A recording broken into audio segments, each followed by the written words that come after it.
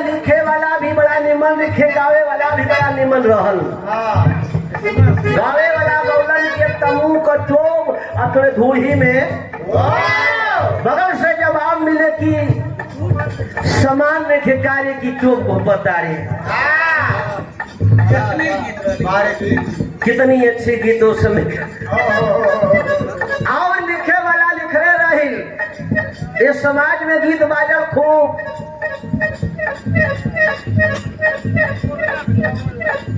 तो रोहना मोर बिछौना, चोरी में मोर घुसी तोर फाटी मोर घुसी। समाज वाला लोग सुनना एक नहीं, पढ़े लिखे वाला भाई लोग बैठल हो तनिक गलत ना हुई। तो मास्टर गीत बजावत हो, एक औरत है अपनी पति की व्याख्या कर रही है। तुम्हारे पति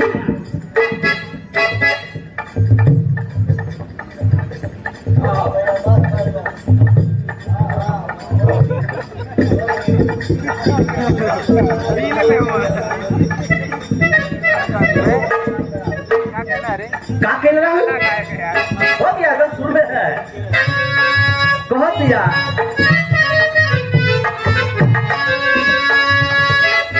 झारसी जब पाल सैया जी, लागसी कमाल सैया जी।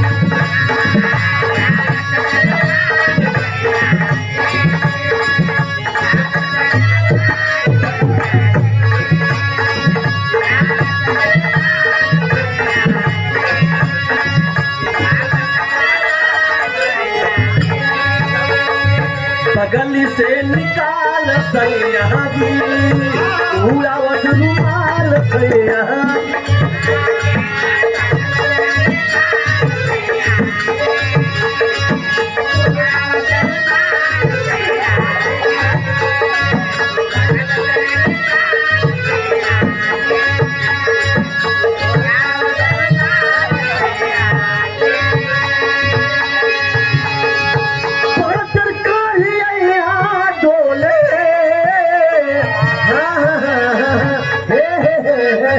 नदिया के पीछे ऐसे नदिया हो डोले, आओ सही मोरे सैया डोले।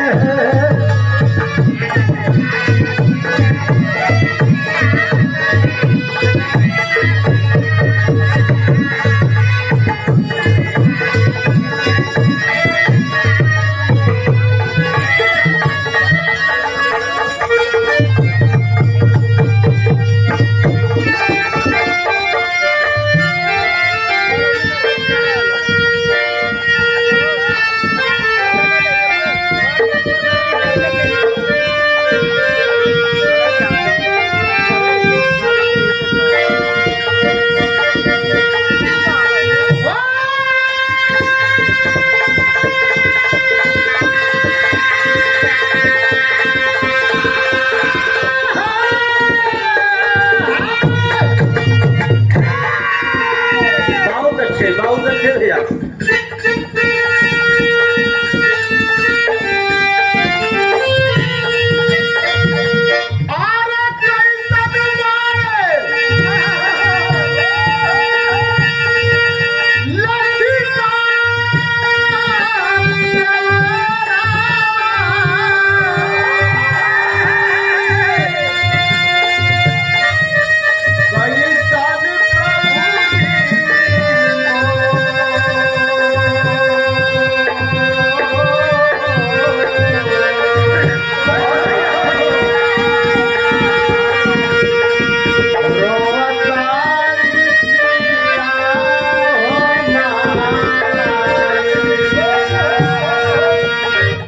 हमर भैया बतावत हो कैसे हम लक्ष्मण देवरवा, कैसे हम प्रभु जी मोर रोवत आनी सिया हो माई। आज अशोक वाटिका में पहुंची है माँ, आंखों से झरझर आंसू चल रहा है। कौन पुत्र हनुमान जी पहुंचे हैं, सवाल करती हैं, दधा पड़ी है मैया सीता और सवाल कर दिए, हनुमान मेरे पति का, मेरे देवर का हालात कैसा है। क्या हालात है, कैसे बतावत हमन।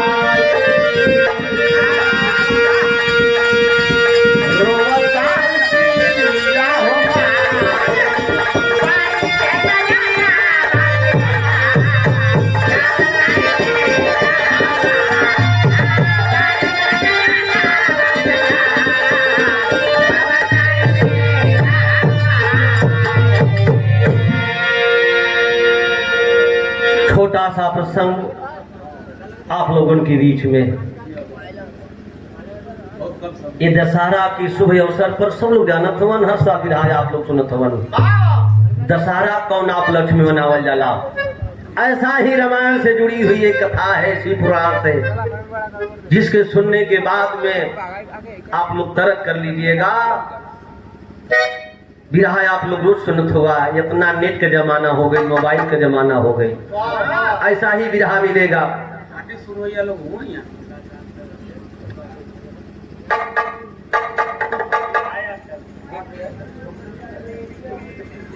प्रमाणिया 501 रुपया से हौसला अफजाई हुआ।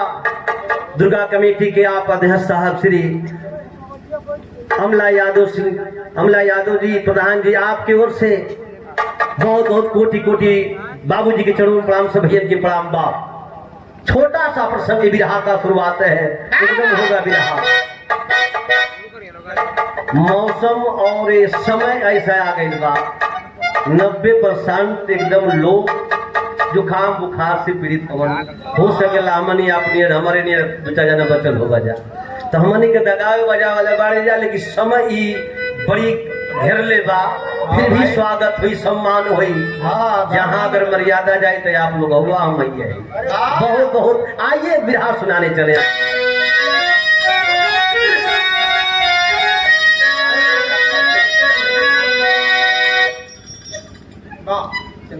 चलो भैया, चलो चलो चलो 200 रुपये ले।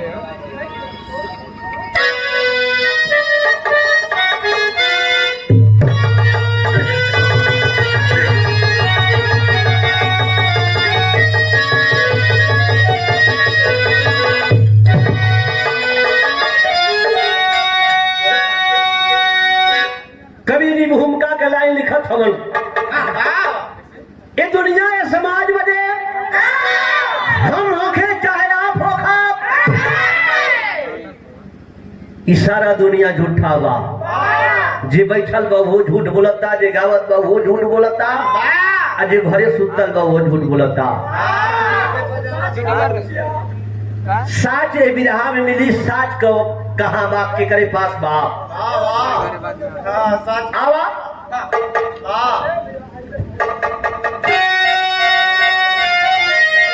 हेलो ऑपरेटर साहब, ध्यान दीजिए, हमारे समय बर्बाद ना हो, काम होते आपने कोई काम करिए। बोले हो बोले तो ट्रेवल बनाओ फट एक हला सेट करके छोड़ देगा, बढ़िया है।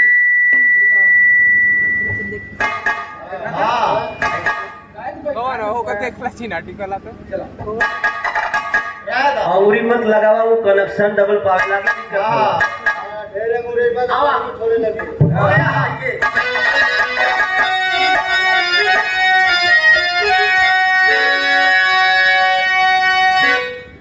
सत्य सुनो सदा, सत्य बोलो सदा,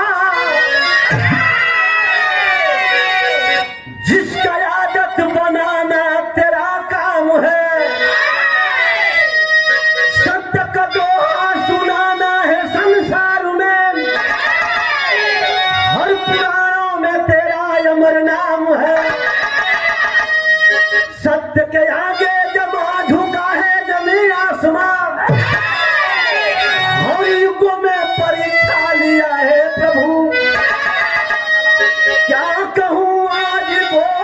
गिरजा सुमन। अरे कैसे दिल की कथा मैं सुनाऊं।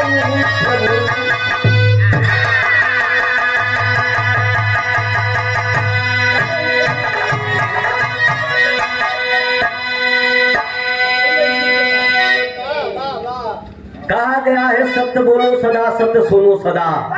आइए मैं ले चलता हूँ सत्य का पेड़ कहाँ मिलता है। एक रोज की बात है, भगवान भोलेनाथ अपने आसन पर बैठ करके मौज ले रहे थे। बगल में बैठी माता पार्वती जी गुस्सा में लाल है, हाथ में लोढ़ा 80% है, काजू किशमिश बादाम रगड़त है और भुन भुन भुन भुन मने मने गरियावत भी है। भगवान भोलेनाथ चिरम पर चिरम चढ़ाई का गाजा खिंचलन। आवाज काने में जब गई भगवान भोलेनाथ के, चिलम रख के अपने पार्वती को ताका थाना, हेलो इधर देखो पार्वती, क्या बुनबुना रही हो? कहला कि का कुछ कहल चाहत बालू कहला हाँ का दिक्कत बा भाई? कब्बो ना हमार बात सुनल चहला, जेवन बनौला धन दौलत तो दूसरा के दे देला। जब से लियाई लाई पत्थरे पर रख के हमार जिंदगी आज आफत में पड़ ली है। कहलन कि तू साफ बतावा कहल का चाहत बालू। कहने कि हमार बतिया मान लीबा, हम जब कहो एकदम 100 में 100 मान जा। कहत हवन पार्वती ने पूछत है के सवाल का पूछले?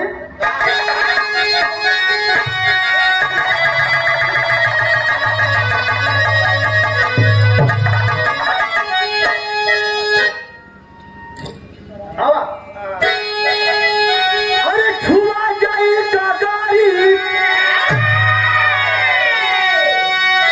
सीमा जी संतों की थी, संत लोग बड़ा प्यार से गावल है। कैसे गावल है? अरे छुआ जाई गागारी, अरे छुआ जाई गागारी की, अरे सैया हो छुआ जाई गगरी कि सैया हो छुआ जाई गगरी। अरे जहिया धर्म नसा जाई सैया हो छुआ जाई गगरी। जहिया हो